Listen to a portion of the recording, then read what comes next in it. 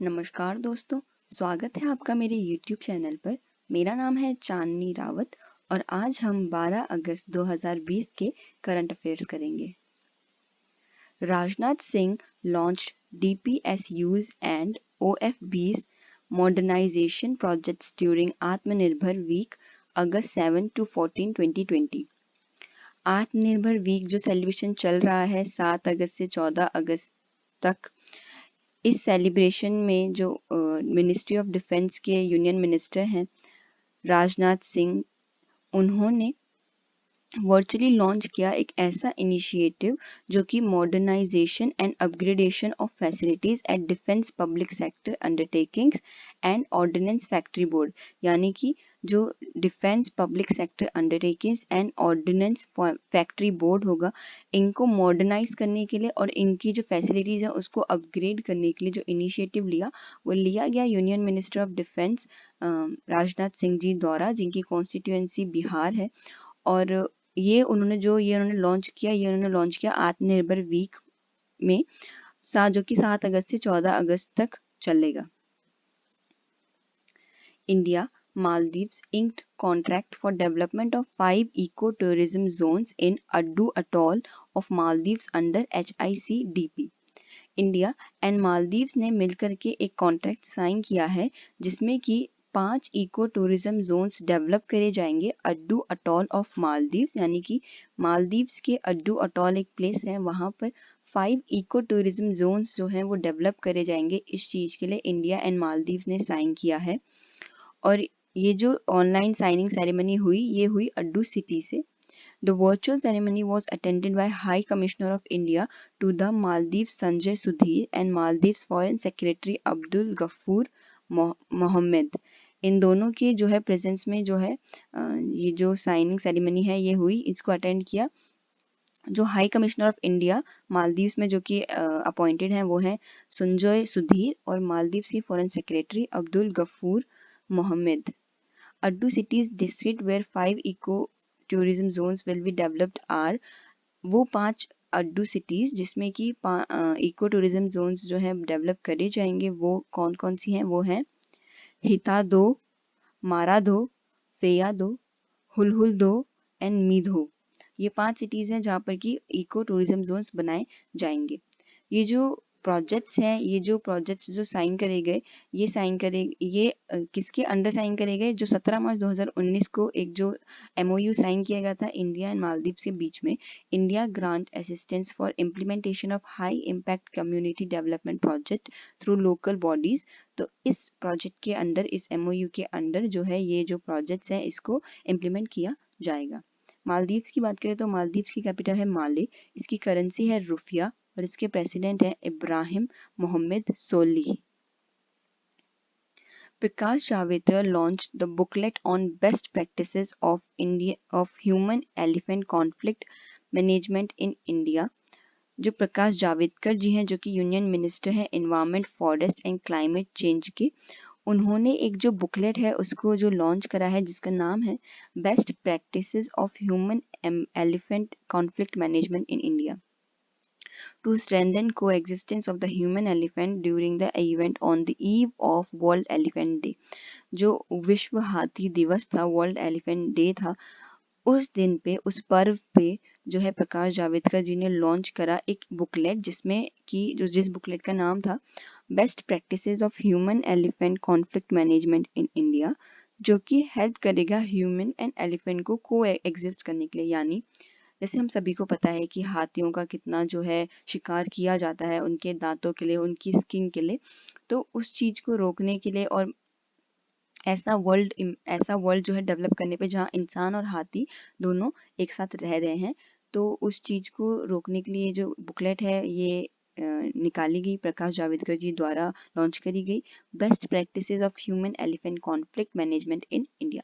The booklet was aimed to reduce the human-elephant conflicts and avoid the loss of lives of both humans and elephant।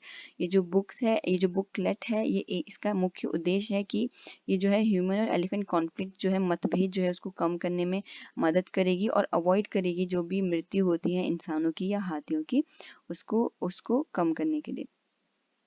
12 August of every year is celebrated as World Elephant Day all across the globe to support the preservation and protection of elephants. Elephant यानी हाथियों को protect करने के लिए उनका बचाव करने के लिए 12 अगस्त को वर्ल्ड एलिफेंट डे मनाया जाता है। वर्ल्ड है तो मतलब पूरे विश्व में मनाया जाता है।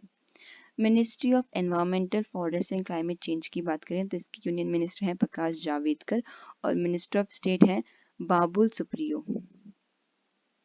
Government abolished Cotton Advisory Board, notifies change in status of Textiles Research Association। जो गवर्नमेंट ऑफ इंडिया यानी कि भारतीय सरकार का जो एक विजन है minimum government and maximum governance, उसके तहत जो मिनिस्ट्री ऑफ टेक्सटाइल है उसने अपनी एक और advisory body cotton advisory board उसको जो है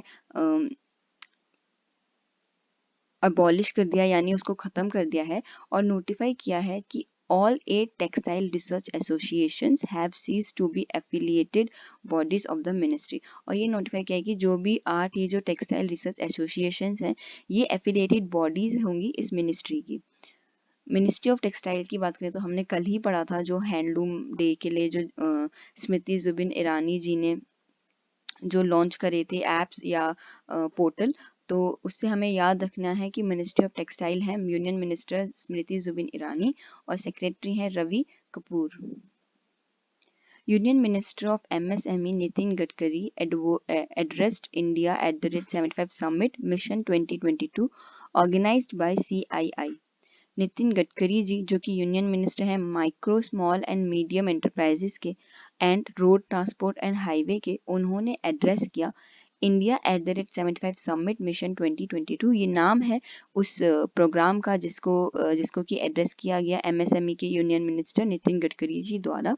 और ये जो प्रोग्राम है ये ऑर्गेनाइज किया गया था the confederation of Indian industries द्वारा, जिसका कि फोकस है री इन्वेंटिंग टेक्नोलॉजी इन इंडिया, कि इंडिया में जो टेक्नोलॉजीज है उनको री इन्वेंट किया जाए, उनको फिर से जो है उनका इन्वेंशन किया जाए और अच्छा मॉडर्न उसे बनाया जाए।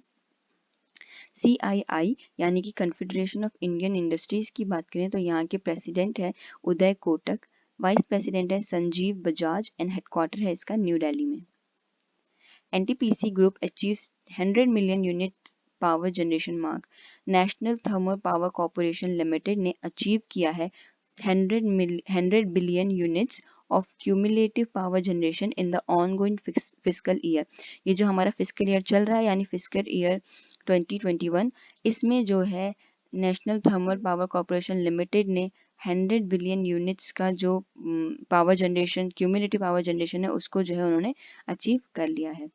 NTPL की बात करें तो यहाँ के चेयरमैन एंड MD हैं गुरदीप सिंह और यहाँ का हेडक्वार्टर है new Delhi. Power Finance Corporation signed MOA with UP to construct 2 modular operation theatre rooms। India की leading non banking financial company power finance corporation limited ने मेमोरेंडम ऑफ एसोसिएशन साइन किया है district administration of Siddharth Nagar Uttar Pradesh के साथ, ताकि वो जो है 2 मॉड्यूलर ऑपरेशन थिएटर रूम्स बना सके डिस्ट्रिक्ट हॉस्पिटल में, कहाँ पर सिद्धार्थ नगर में। तो याद रखिएगा दोस्तों, पावर फाइनेंस कॉर्पोरेशन ने MOA साइन किया है यूपी के Siddharth Nagar district administration of Siddharth Nagar of UP के साथ। As per the MOA, PFC will provide financial assistance of about 94 lakhs rupees for the implementation of the project under its corporate social responsibility initiative। ये जो memorandum of association है इसके तहत जो power finance corporation है वो जो financial जो भी उनको असिस्टेंस प्रोवाइड करेगी 94 लाख रुपीस का, ताकि ये प्रोजेक्ट जो है इम्प्लीमेंट किया जा सके। किसके तहत? कॉर्पोरेट सोशल रिस्पॉन्सिबिलिटी इनिशिएटिव के तहत। PFC की बात करें तो इसका हेड ऑफिस है न्यू दिल्ली इंडिया में और यहाँ के चेयरमैन एंड MD हैं Shri Ravinder Singh Dhillon.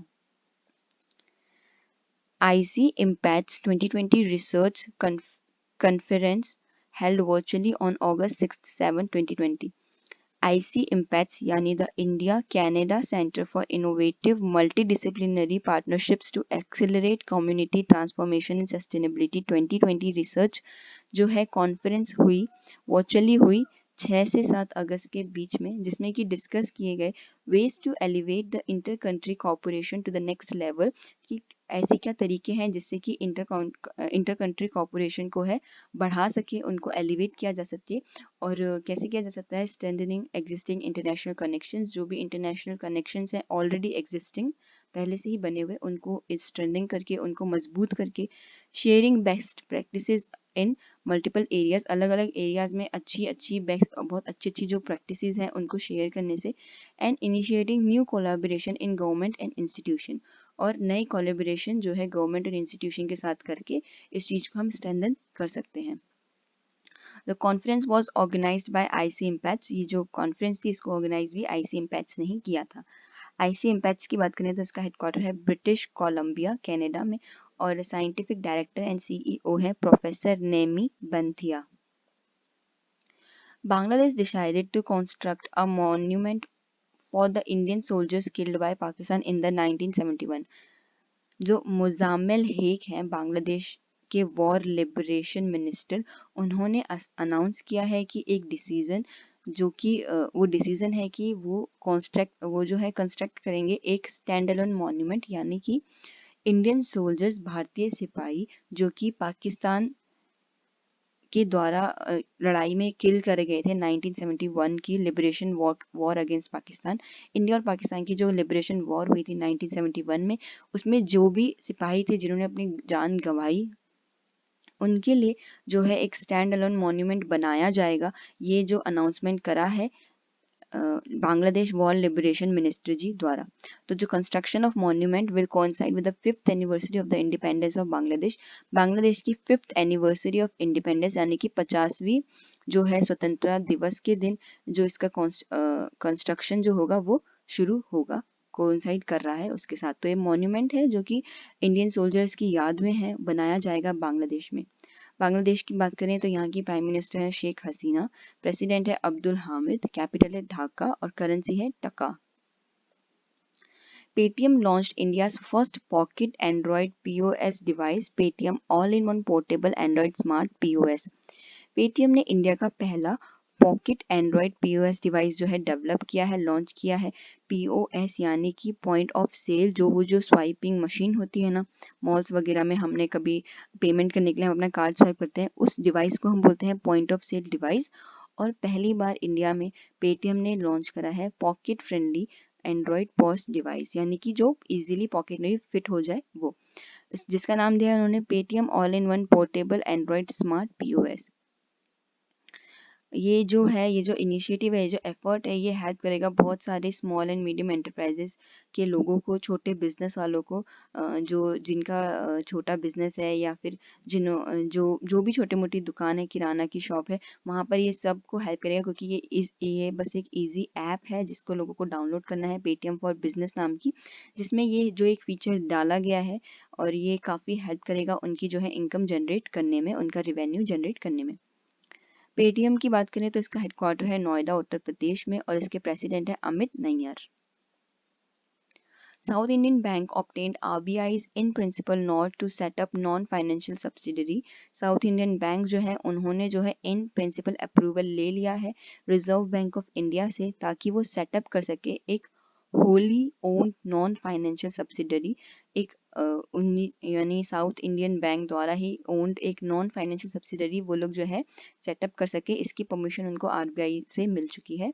For undertaking activities permitted by RBI, जो वो सब्सिडरी बनाएगी, वो जो है एक्टिविटीज जो भी अंडरटेक करेगी, वो जो सारी एक्टिविटीज है वो परमिशन मिली होगी उनको आरबीआई से। After SIB completes the relevant formalities, जो भी relevant formalities है वो complete कर लेगा अगर एक बार साउथ इंडियन बैंक, तो उसके बाद उसको जो है फाइनल अप्रूवल मिल जाएगा from the regulators, the subsidiary will commence in its operation. और जो फाइनल अप्रूवल मिल जाएगा सब्सिडरी को काम करने का, ऑपरेशन में आने का रेगुलेटर्स से। साउथ इंडियन बैंक की बात करें तो इसका हेडक्वार्टर है थ्रिसूर केरला में, इसके चेयरमैन है सलीम गंगाधरन, और इसके MD एंड CEO हैं VG Matthew.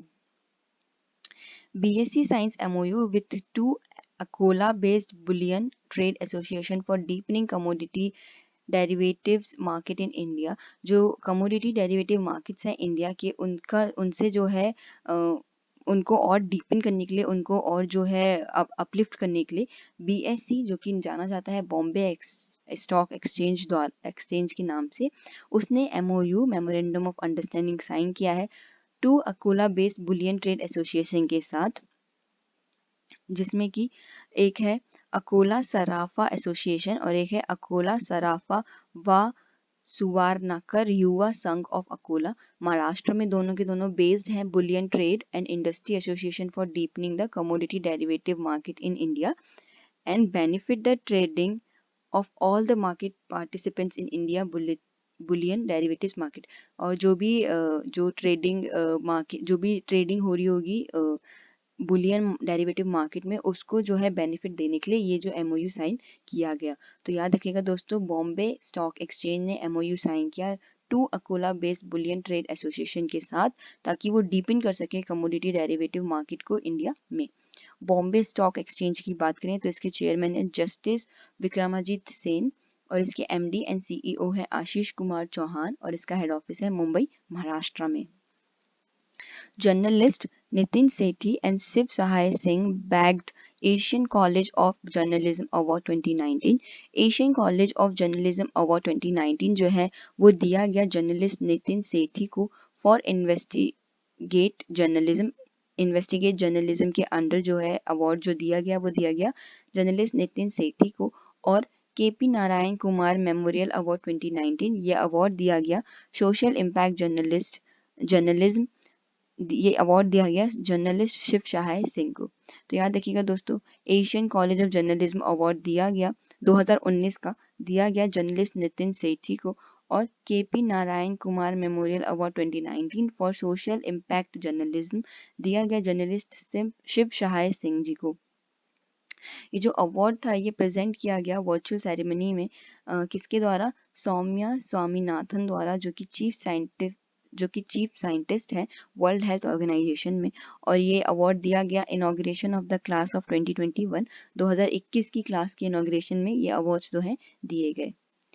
Asian college of journalism की बात करें तो इसका हेडक्वार्टर है चेन्नई, तमिलनाडु में और इसके चेयरमैन है Shashi Kumar. Lebanon prime minister Hassan Diab government steps down. जो हसन दायब हैं, जो कि रिपब्लिक ऑफ लेस्बियन के प्राइम मिनिस्टर हैं, उन्होंने और उनकी गवर्नमेंट ने जो है रिजाइन दे दिया है, रिजिग्नेशन कर दिया है अपनी पोस्ट से, क्योंकि कुछ पब्लिक आउटरेजेस हो रहे थे और जो प्रेशर बन रहा था कैबिनेट के द्वारा ही क्योंकि बोला जा रहा है कि उनकी गवर्नमेंट को ब्लेम किया जा रहा है 4 अगस्त के एक्सप्लोजन में, जो कि बेरूत पोर्ट्स पे हुए थे, जिसमें कि 160 लोग कम से कम 160 लोग मरे और 6000 से कुछ अराउंड 6000 लोग इंजर्ड थे। तो बेरूत के पोर्ट में इस जो 4 अगस्त को एक्सप्लोजन हुआ उसके इल्ज़ाम में, उसके ब्लेम में उन पे प्रेशर बनाया गया हसन दायब पे कि वो और उनकी गवर्नमेंट जो है रिज़ाइन कर दे, जब तक कि जो भी लीगल फॉर्मेलिटीज़ पूरी नहीं हो जाती। तो इस चीज़ को लेकर के उन्होंने जो है रिजिग्नेशन दे दिया है। लेबनान की बात करें तो इसकी कैपिटल है बेरूत और करेंसी है pound. Finance Minister launched online dashboard for information on national infrastructure pipeline।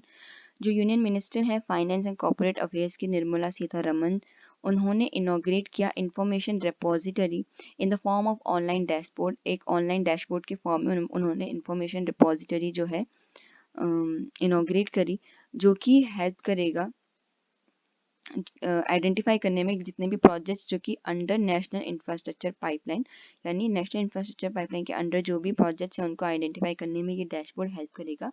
और इसको इनॉग्रेट किया गया वीडियो कॉन्फ्रेंस के द्वारा न्यू दिल्ली से। The dashboard hosted on the India investment grid website. ये वेबसाइट है www.indiainvestmentgrid.gov.in। ये जो वेबसाइट है ये एक वन स्टॉप सॉल्यूशन होगा जो कि इंफॉर्मेशन प्रोवाइड करेगा infrastructure projects in new India to all stakeholders. जो भी सारे स्टेक होल्डर्स हैं उनको जो है इंफॉर्मेशन प्रोवाइड करेगा about infrastructure projects new India में। मिनिस्ट्री ऑफ फाइनेंस की बात करें तो इसकी यूनियन मिनिस्टर है निर्मला सीतारमन जी और इसके मिनिस्टर ऑफ स्टेट है Anurag Singh Thakur. Scientist identified 77 new species of butterflies in Matheran near Mumbai. Mumbai के पास जो एक जगह है इको सेंसिटिव जोन जो है माथेरन, वहाँ पर जो है 8 साल लंबी जो वर्क रिसर्च चली, उसके बाद अब जाकर के वहाँ पर जो है 140 rare species of butterflies including 77 new species, 140 rare species of butterflies जो हैं आइडेंटिफाई करी गई, जिनमें से 77 स्पीसीज ऐसी थी जो कि एकदम नई प्रजाति थी। तो ये याद रखिएगा दोस्तों, माथेरन जो कि इको सेंसिटिव जोन है मुंबई के पास, वहाँ पर जो है 140 रेयर स्पीसीज बटरफ्लाइज जो है आइडेंटिफाई करी गई, जिसमें कि 77 नई स्पीसीज थी। इसके अलावा scientist Mandar Sawant, Dr. Nikhil Modak and Sagar Sarang from the Bombay Natural History Society and Soumya Vidya Vihar University published their research paper। उनका जो है रिसर्च पेपर जो है पब्लिश करा गया सौम्या विद्या विहार यूनिवर्सिटी द्वारा, finding the forgotten gem revisiting the butterflies of Matheran after 125 years. ये जो है टाइटल था उस रिसर्च पेपर का, in the community peer reviewed biodiversity data journal द्वारा। New plant species Ardisia ramaswamy of genus Ardisia identified by JNTB-GRI named after MS Ramaswamy. जो scientist थे Jawaharlal Nehru tropical botanic garden and research institute के, उन्होंने payload में उन्होंने identify करी है new species of genus Ardisia. Ardisia species का एक नया जीनस उन्होंने जो है आइडेंटिफाई करा है in the Akkamalai forest in the Anamalai tiger reserve Tamil Nadu के अनामलाई टाइगर रिजर्व में जो अक्कामलाई फॉरेस्ट है वहाँ पर जो है ये नया जीनस आर्डिसिया जो है आइडेंटिफाई किया गया। और ये जो नया स्पीसीज है आर्डिसिया रामास्वामी, इसका नाम जो है 20वीं सदी के बहुत बड़े बोटेनिस्ट MS रामास्वामी जी के बाद रखा गया। बोटेनिस्ट यानी कि वो साइंटिस्ट जो कि प्लांट्स पे ज़्यादा रिसर्च करते हैं। तो ये जो MS रामास्वामी थे ये बोटेनिस्ट थे, यानी कि ऐसे साइंटिस्ट थे जो कि प्लांट्स के बारे में रिसर्च करते थे, पढ़ते थे, या जो भी इनका वर्क है वो सारा प्लांट से रिलेटेड ही था। Who along with the C.C. Calder and V. Narayan Samy listed the species that are not mentioned in the J.D. Hooker's Flora of British India। इन्होंने जो है बाकी अपने दो साइंटिस्ट के साथ मिल करके ऐसी स्पीसीज को लिस्ट करवाया जो कि J.D. Hooker's Flora of British India में मेंशन नहीं थी पहले। Prakash Javadekar released e-book connecting, communicating, changing, chronicling the vice presidents year in office. जो प्रकाश जावड़ेकर जी हैं, यूनियन मिनिस्टर हैं इंफॉर्मेशन एंड ब्रॉडकास्टिंग के, उन्होंने एक ई वर्जन ऑफ बुक जो है लॉन्च करा है, रिलीज करा है, जिसका नाम है कनेक्टिंग कम्युनिकेटिंग चेंजिंग। ये उसका नाम है कनेक्टिंग कम्युनिकेटिंग चेंजिंग, जो कि क्रॉनिकल है vice president of India Venkaiah Naidu 3rd year in office. यानी जो पहले जो बुक्स लॉन्च हुई थी vice president of India Venkaiah Naidu के ऊपर, उसमें जो है उसी क्रॉनिकल में ये जो तीसरी बुक जो है ये लॉन्च करी गई। This is the 3rd edition of the book, और इसको पब्लिश किया गया publications division of the ministry of information and broadcasting द्वारा। कॉन्स्टिट्यूएंसी की बात करें तो प्रकाश जावड़ेकर की कॉन्स्टिट्यूएंसी है राज्यसभा महाराष्ट्र से, एंड राजनाथ सिंह की है लखनऊ उत्तर प्रदेश से। Our Only Home, A Climate Appeal to the World, a book by Dalai Lama to release in November। एक बुक है जो कि Tibetan spiritual leader Dalai Lama ji द्वारा लिखी गई है, जिसका नाम है our only home a climate appeal to the world. इसके ऊपर जो है लिखी गई, और इसका नाम से ही पता चल रहा है कि इसमें उन्होंने जो है बहुत अच्छे से उन्होंने डिस्क्राइब किया है, अच्छे से उन्होंने बताया है, ताकि लोग जो है इकट्ठे आए, एक हों, और जो है जो बहुत अर्जेंसी है जो इस टाइम की क्लाइमेट चेंज के ऊपर बात करने की, उसके ऊपर सिग्निफिकेंट स्टेप्स लेने की, उस चीज़ को जो है ज़्यादा उस चीज़ पे लाइट डालते हुए उन्होंने ये बुक लिखी है, जो कि रिलीज होगी नवंबर में। गुजरात लॉन्च्ड मुख्यमंत्री किसान सहाय योजना replacing PMFBY to compensate crop loss of farmers for fiscal year 2020 and 21। 2020-2021 के लिए जो चीफ मिनिस्टर हैं गुजरात के विजय रूपानी जी, उन्होंने 180 करोड़ की स्कीम जो है लॉन्च करी है, जिसका नाम है मुख्यमंत्री किसान सहाय योजना, जो कि रिप्लेस कर रही है प्रधानमंत्री फसल बीमा योजना को इस साल के लिए। और इसमें जो है 56 लाख फार्मर जो है जो कि क्रॉप लॉस जो कि फेस कर रहे हैं, यानी कि जो भी उन्होंने खेती बाड़ी करी है वो जो है ख़राब हो रही है, या तो सूखे की वजह से, या तो ज़्यादा बारिश की वजह से, या तो अनसीजनल रेन की वजह से। तो उस चीज़ को लेकर के स्कीम निकाली गई कि जो भी इसके रिगार्ड में जो भी स्टेट गवर्नमेंट है वो एक पोर्टल लॉन्च करेगी जिसमें फार्मर जाकर के ऑनलाइन अपना जो है अप्लाई कर सकते हैं। इसमें एलिजिबिलिटी यही है कि जो भी फार्मर्स हैं उनकी जो भी क्रॉप है वो खरीफ क्रॉप हो 2020 की, और जो भी रीजंस की वजह से ख़राब हुई है उनकी क्रॉप, उनकी रीजंस यही होने चाहिए: ड्रॉट, एक्सेस रेन और अनसीजनल रेन। तो और उनकी जो क्रॉप जो लॉस हुई होगी तो the compensation will be given only if the loss of crop is more than 33%। 33% से अगर ज़्यादा उनकी जो क्रॉप लॉस हुई है तभी उनको compensation जो है दिया जाएगा। गुजरात की बात करें तो इसकी कैपिटल है गांधीनगर और गवर्नर है Acharya Devvrat. Himachal Pradesh gets approval from Center for project worth of rupees 7922.69 crore. Himachal Pradesh ने जो है इन्वेस्टमेंट क्लियरेंस रिसीव कर लिया है यूनियन गवर्नमेंट द्वारा, जो कि 6 multipurpose and flood control projects हैं, जिसका एक्सपेंडिचर होगा 7922.69 crore rupees for 6 schemes on 7 August 2020 at new Delhi.